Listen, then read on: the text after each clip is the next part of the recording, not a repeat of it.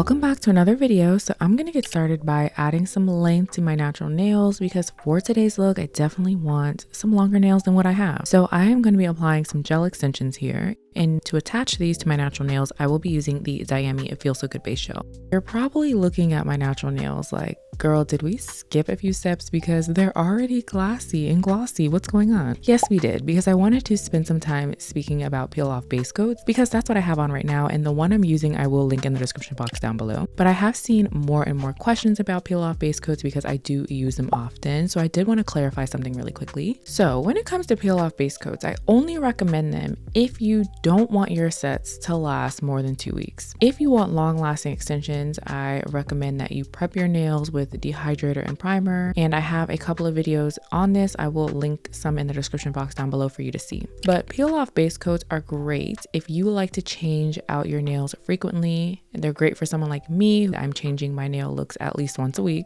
because when you use a peel off base coat, you no longer have to soak the nails in acetone to get the extensions off. So they definitely have their pros and cons. You just have to figure out what works best for you. And for me, peel off base coats are super convenient, so I use them often. I'm gonna finish applying these gel extensions, and then once I'm done, I'm gonna do a full cure in my big lamp for 60 seconds.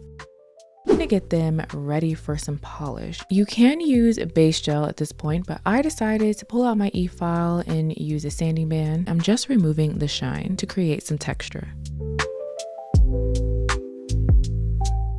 The extensions are on, applied, and ready to go, so let's jump into the nail art. The inspo for the nail art is this photo here that I found on Pinterest. I thought this would be a cute and quick nail look to do for the summertime. It's simple, classy, everything we love here on this channel. And I'm gonna break this look down into a few easy steps that you can follow along with. So to get started, we're gonna create an ombre. For my ombre, I will be using a milky white instead of an opaque white. The reason I chose a milky white instead is because I want the ombre to be barely there, but there. If I would have used an opaque white, the white would have been more in your face than I wanted. I wanted it to be so natural that it feels like, is she wearing a milky white base color or is she not? This milky white is actually from the D&D sheer collection, and anytime I'm working with these polishes, I do like to apply 3 coats of them if I'm wearing Gel X, because I feel like you can still see my natural nails under them if I don't do at least 3 coats. So in this case, I'm only going to do 2 coats for now and then cure in between each one.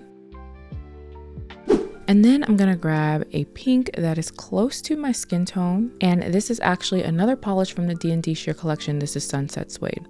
I am applying this starting at the cuticle area and working my way towards where my natural nail stops. I'm using this polish to add some coverage, but keeping it very natural. Once I'm done applying the pink shade, I'm not gonna cure just yet. I'm actually gonna stop and grab my milky white, line the brush up right where I stopped applying the pink, and then work my way towards the tip of the nail.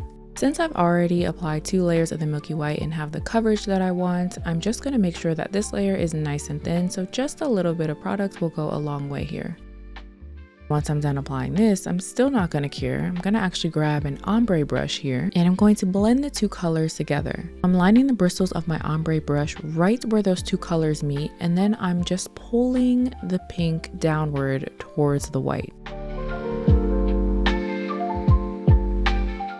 Once I'm done using my ombre brush, I'm still not going to cure yet because I want the gel polish to sit, self-level, and blend into each other a little bit more. And this is also going to give me some time to work on the other nails. If you're going to do your ombre this way, I do have a little bit of a recommendation. So let me tell you what happened. I really wanted to use my favorite milky white of all time, which is Divock Milkis, and I really wanted to use Sunset Suede by D&D. So those are 2 separate brands. So when I first sat down to film this video, I used Divock Milkis, layered it with the Sunset Suede, and let me tell you, they did not agree with one another. That tends to happen sometimes when you combine 2 different brands of gel polishes. What I should have done was did a practice nail, but I got too comfortable. I know D&D Sunset Suede and Divock Milkis works well by itself separately, so I just assumed that I would be fine, which was a mistake on my part. If you're going to be mixing and matching gel polishes, you have to make sure that the 2 brands work well with each other. So I say all that to say, if you're going to be mixing and matching brands, make sure you test everything out so you don't have to take off your full set like I had to.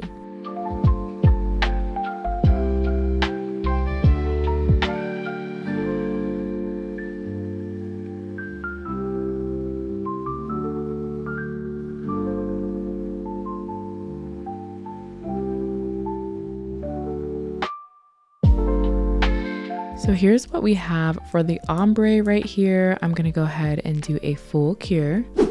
I am going to do something slightly different and apply this polish because I really wanted to use it. It's a very pretty blue shade from the Vala Hollow Shell collection, which I did post a tutorial with on Instagram. So you can see all of the colors in the collection there if you haven't seen it already. But I'm just applying a very thin layer of this right at the middle of the nail and then working my way towards the tip. I just want a little hint of this color.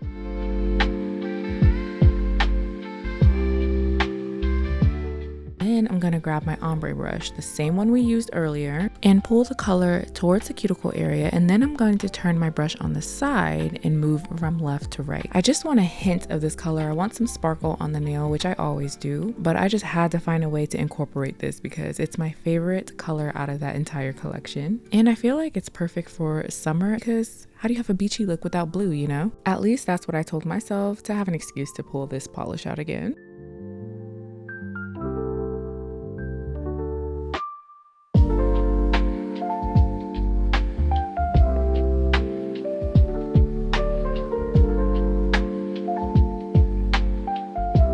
I'm going to begin laying down those white pearls and then gold seashells and starfishes. I just redid that part of the voiceover multiple times because it is tying my tongue all the way up. Say it 3 times and you'll feel the same. So at this point, I do want to map out my placement, but before I get started, I like to close my hand and let it face me so I can see where my nails are caving into my fingers. So I'm going to make sure not to put anything in that area so that there's no charms scratching the finger next to it. Once I figure that all out, I'm going to take my dotting tool and some IV Fix gel and begin placing a dot of this where I want the gold charms. This just helps me visualize everything. So once I've done that, I'm going to begin laying down my seashells and my starfishes.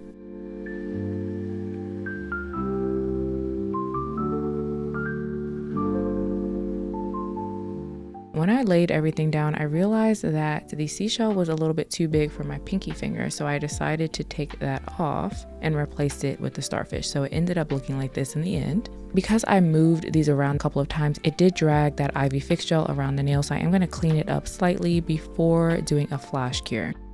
I highly recommend you flash cure these gold pieces as soon as you get them in place because they do slide and move around. Because they are the focus of each nail, I basically want to make sure they don't move. Where I put them is where they shall stay. You can stop right here in the design, but if you want to see the nail look all the way through, stay with me. Now I'm going to be taking those white pearls and I'm basically going to make them curve kind of like a French tip, and then I'm going to fill in the empty space with more pearls. Taking the IV Fix gel again, I'm actually going to map out my smile line this time. I highly recommend just working on one nail at a time for this part. When doing this, I do recommend using 3 different size pearls. So something that's really tiny, something that's big, and then something that's right in the middle of those 2. But I'm going to be putting the tiniest pearls on the edges so it looks like the French tip is tapering off. But I'm using the different size pearls to fill in the empty space, basically eyeballing everything and doing what I feel like looks best. I did try to add a rhinestone, but I realized it didn't look as good, so I ended up taking that off, but it's in most of the clips, so I just wanted to tell you that once I got done with the pointer finger, there was something off about it and I couldn't pinpoint what it was at the time. After I got done with my middle finger, I realized exactly what it was. When you are making that smile line, I recommend putting the pearls really close together and then you can space them out as you work towards the tip of the nail. When the pearls were spaced out around the bottom half of the smile line, it didn't look that good. And then once I added more pearls onto the pointer finger, I felt much better about it.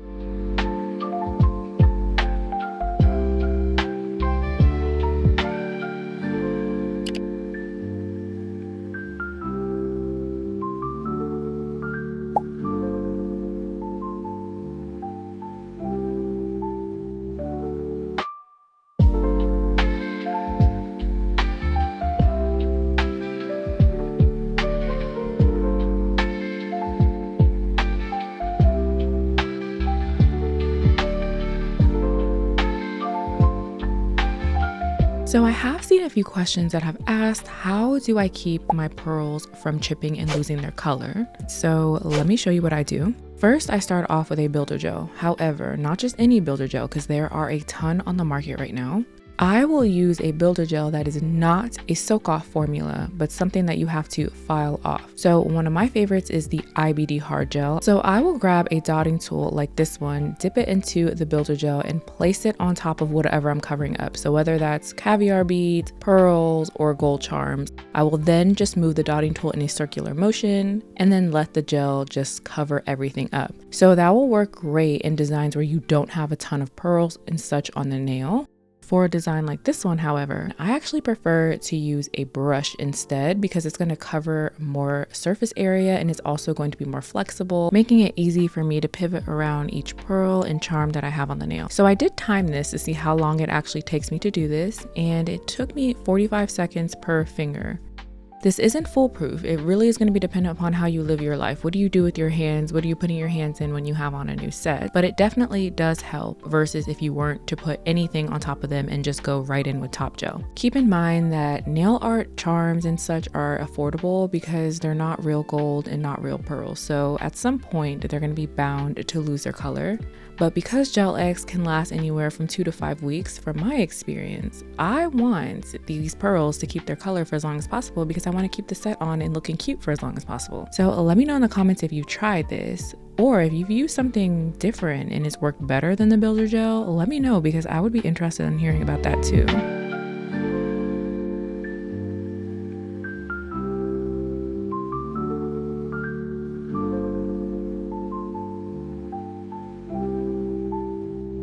I am going to seal everything in with a no wipe top gel and then do my final cure. And here are what the nails look like all done. So I really hope you enjoyed this quick, easy, super cute for summer nail tutorial. If you want to see more Pinterest recreations, let me know by giving this video a thumbs up. And with this look, you can definitely switch it up. You don't have to use the starfishes and seashells. You can use something else. You can add rhinestones and make it customizable to you. But if you're not subscribed, make sure you do so on your way out. But in the meantime, I will see you in one of these videos here.